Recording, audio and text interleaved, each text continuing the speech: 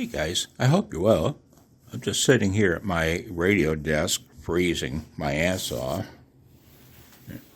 Hunter, or Scout rather, he won't come in. He refuses to come in the house.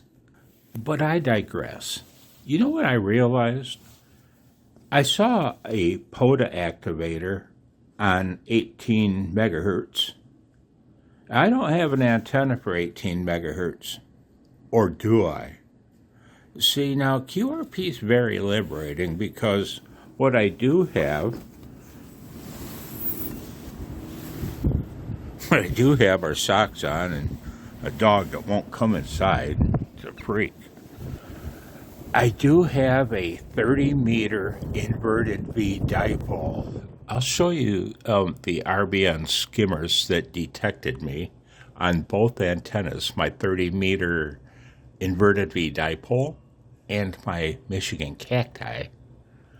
Right now, I've selected the 30-meter dipole. Let's see what my SWR is. About 2.2 to 1. Easily tuned out. Don't even have to. I've got the rig set to 100 watts. What's the maximum power it will output into that SWR? Let's see. 100 watts. I don't need to tune out that SWR. That 30-meter dipole, it works a treat on 18 meters, on 17 meters.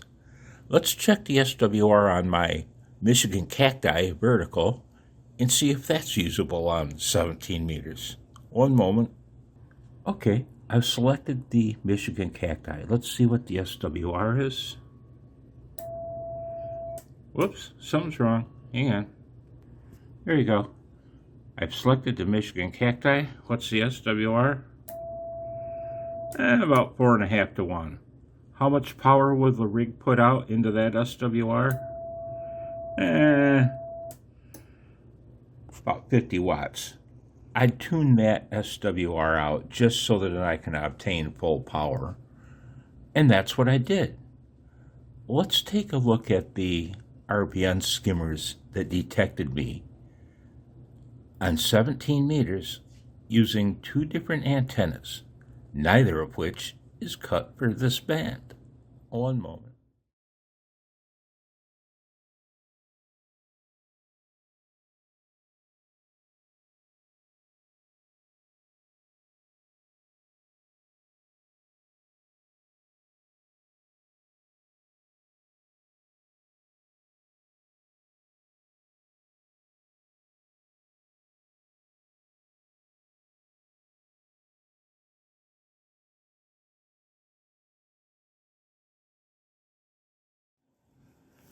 Hey, Hunter, we gotta go show the boys something about SWR.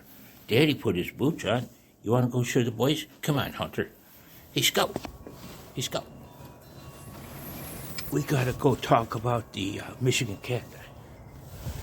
So, I've done my RBN test using the Michigan cacti vertical. My 4-band vertical built out of garbage, right? And the 30-meter inverted V is up in the trees somewhere. It's got the longest feed line. If I were going to take a huge hit because of my SWR, it would be because of that long feed line on 18 megahertz. But what does my SWR cost me? Even on the Michigan cacti vertical that had an SWR of 4.5 to 1. That SWR cost me because my transmitter would only output about 50 watts. In that case, you'd want to tune out the SWR if possible, or mitigate it. But as long as your rig will output full power, like it did into my 30-meter dipole, what's the SWR cost me? Almost nothing. Imagine, if you will, my signal is a tennis ball bouncing back and forth from rig to antenna. On the way out the first time, I lose a little bit of power in the form of heating of the feed line. the SWR will cause the tennis ball to bounce back toward the rig. On its way, it's going to lose a little more power due to heating of the feed line. But most of the power has already been transmitted.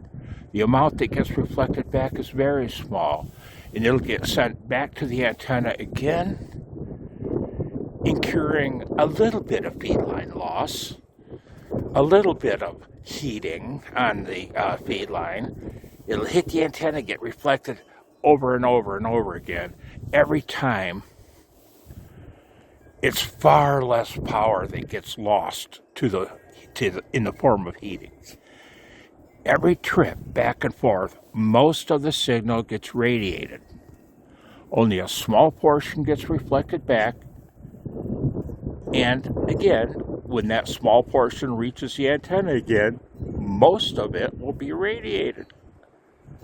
The cumulative net loss is very small due to standing wave ratio.